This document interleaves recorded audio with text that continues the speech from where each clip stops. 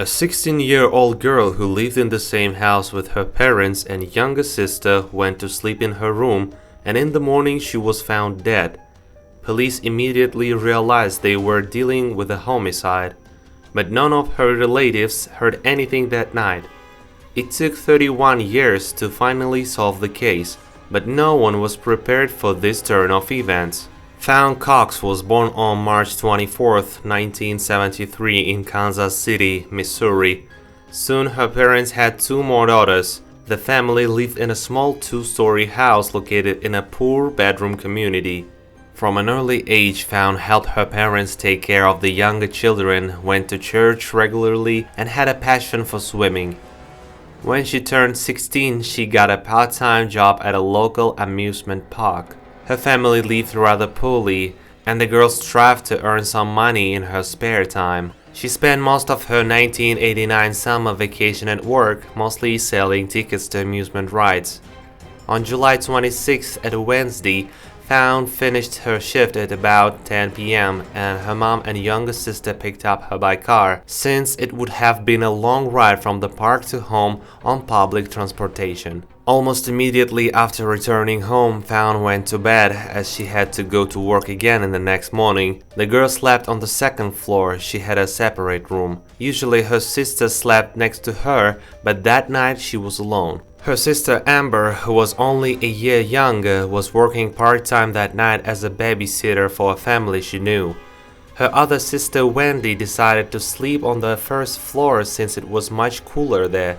It was a very hot night and the working air conditioner was only downstairs. Their parents also slept on the first floor. The next morning at about 9 o'clock, the whole family woke up to the sound of the alarm clock in Fawn's room, but for some reason the girl did not turn it off. So her younger sister and mother went up to her room, where a horrible sight awaited them. Fawn was lying on the bed with no signs of life. There were bruises on her neck and she had no pulse. Her parents immediately called the ambulance, but they were unable to help her. It was obvious that Fawn had passed away several hours ago. After examining her body, medical experts determined that the cause of death was strangulation.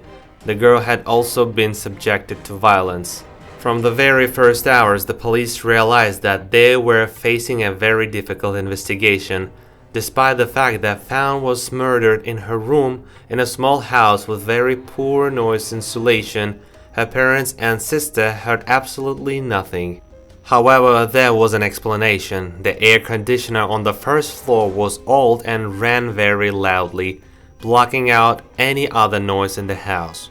The only oddity that night was noticed by Fawn's sister. The poodle was acting anxious and barking, but it was not given much thought. This behavior was attributed to the fact that the dog was pregnant. After examining the crime scene, the police made several important discoveries. According to the theory, the attacker, or a group of attackers, had entered the house through a second-story window overlooking the backyard. There was an old trailer parked outside the house and it was easy to climb up onto the canopy of the outbuilding, which was almost level with the window.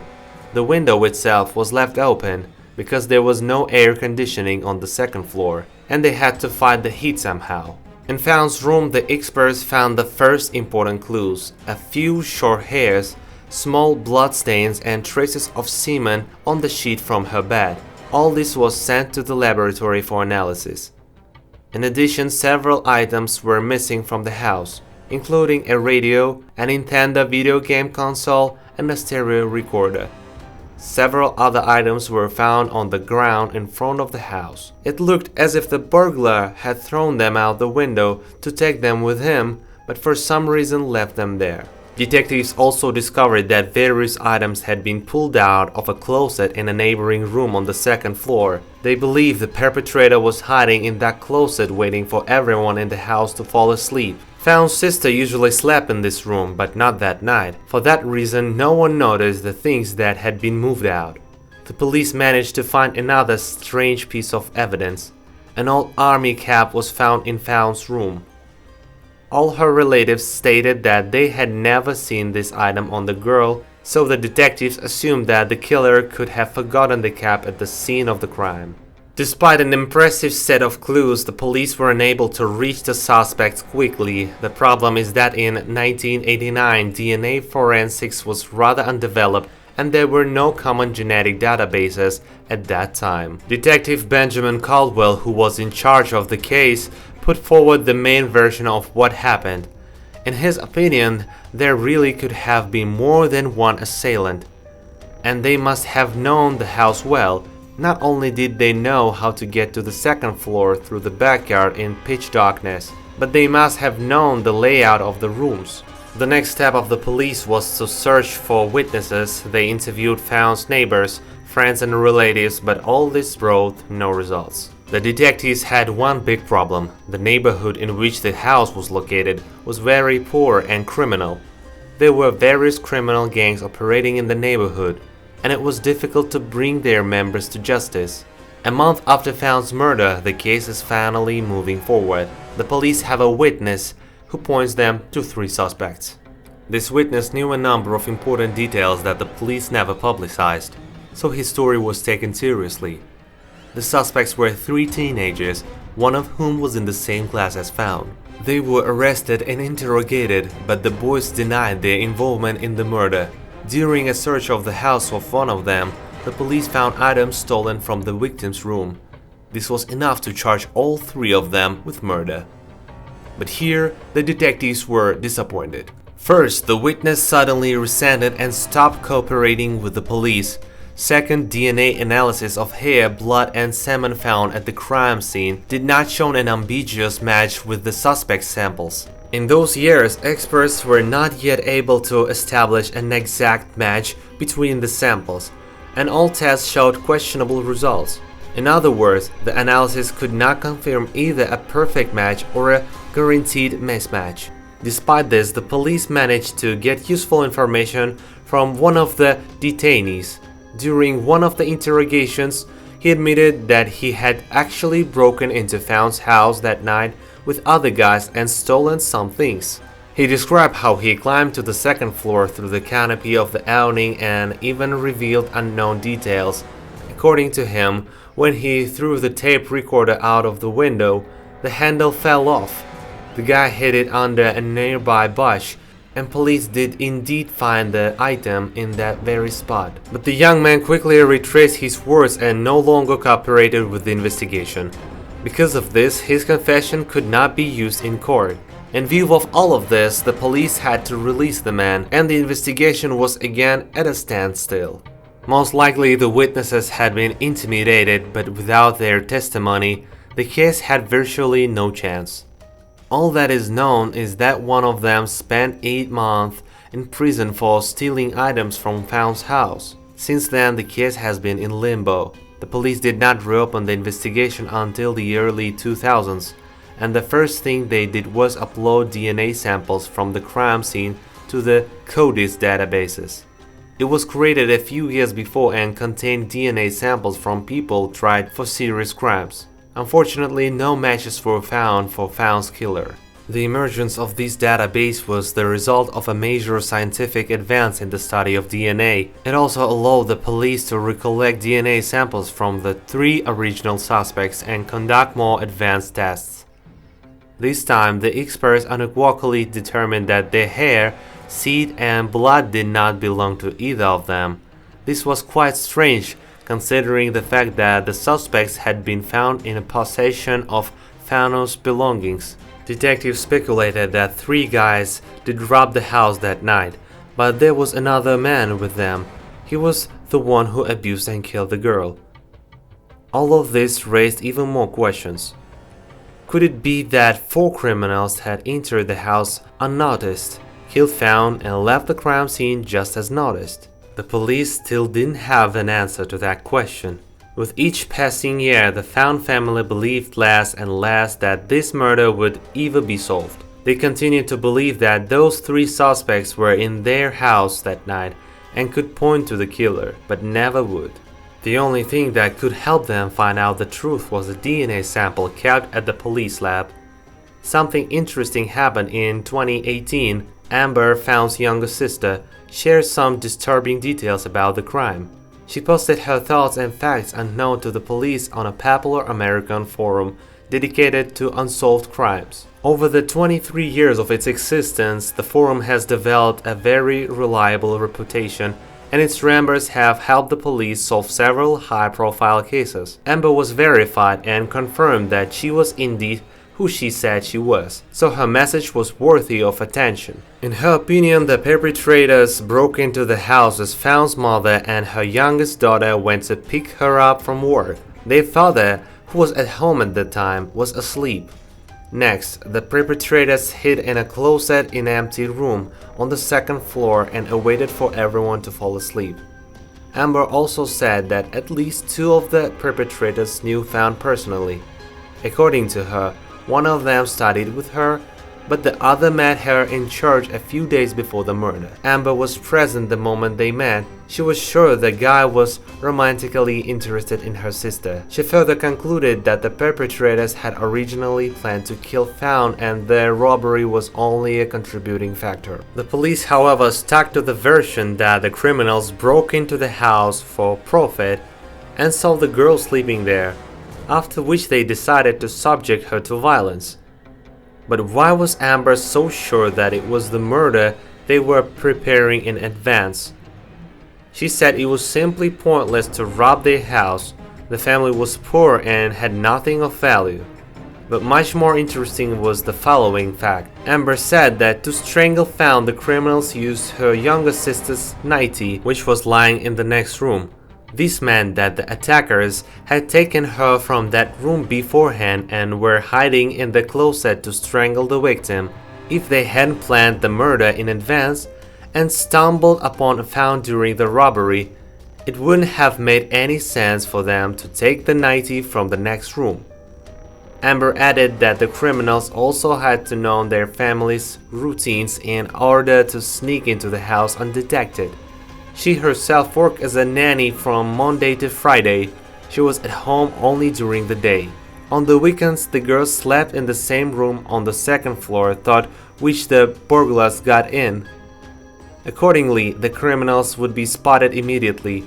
Besides, they had to watch the house and wait until Fawn's mom and her little sister went to pick up the girl from work. Despite all of this, Amber's story didn't get any closer to solving the case. But it was 2018, and the science of DNA research had come a long way. Dozens, if not hundreds, of long-forgotten cases were solved thanks to new analysis tools. Fawn's relatives saw all this and were outraged. Why were the police in no hurry to reopen the murder investigation? They kept talking to detectives about the case and got the same answer every time. Extended DNA samples require money, and police have dozens of such cases. For this reason, relatives were left to wait until it was their turn and funding became available, but they decided to take the initiative. In 2019, they launched a fundraiser. The family wanted to fully cover the cost of examining the DNA samples and also offered a $10,000 reward for any information leading to the capture of the culprit. Due to the fact that the case was actively covered in the media and relatives gave numerous interviews, many people who cared about the case responded to requests for help. The family raised the necessary amount of money rather quickly, but even here they were disappointed. The police department refused to initiate this research at the expense of the victims' relatives. The lead detective explained that there is bound to be a big problem in such a situation. If the relatives of one victim can pay for such tests and speed up the results, then the same right should be available to hundreds of other families who have been searching for years for those responsible for the murder of their loved ones. And it's simply impossible to realize such a thing in practice. Its innovative DNA research is conducted by only a few laboratories in the world, and with such a simultaneous influx of those willing to participate, their resources are simply not enough. The leading companies in this field, Paragon and Nanolabs, which we have already mentioned several times in other videos, have made tremendous progress. From searching for human relatives by the smallest genetic samples to creating an approximate portrait of the owner of DNA, It was this lab that was supposed to be looking into the samples left in Found's bedroom on the night of the murder. The girl's relatives believed that the police were slow to pursue their case for another reason. They were a poor family from a bad neighborhood, and murders there were not a priority for investigators. In an interview, Found's sister said if it was a matter of killing family members of the rich or dignitaries, all the necessary research would have been done instantly. Unfortunately, they were never able to speed up the process. It wasn't until the end of 2020 that the long-awaited breakthrough happened. But the family was not ready for this truth. With the financial support of the FBI, the police sent the samples from Found's room to the laboratory. There they began a detailed study of the DNA and a search for possible relatives of its owner. It was mostly the seed sample found at the murder scene that they were working with. In November 2020, they were finally able to reach the person to whom that DNA belonged. It turned out to be Found's cousin, Donald Fox. Of course, such news shocked the whole family. At the time of Found's death, Donald was 21 years old and no one even considered his possible involvement. At the same time, Donald was quite a troubled man and was constantly going to jail. He was tried for minor offenses such as theft and possession of illegal substances. Unfortunately, in those years, DNA samples were not yet taken from such criminals. Otherwise, this case would have been solved much earlier. In 2006, Donald died of an overdose, but police investigated his death because certain circumstances seemed suspicious to them. It was because of that investigation that a sample of his DNA was saved, but it was not entered into the FBI database because the man in that case was the victim, not the perpetrator. Once the experts informed the police of their discovery, they matched that sample to the seed found at the murder scene and got a 100% match. Despite the gravity of this discovery, Found's relatives have an answer to a question that has plagued them for 31 years. But there was one very important point left in this whole story. A lot of evidence points to the fact that those three original suspects were also at Found's house that night. Now it was clear how the criminals knew the house and the family's routines so precisely.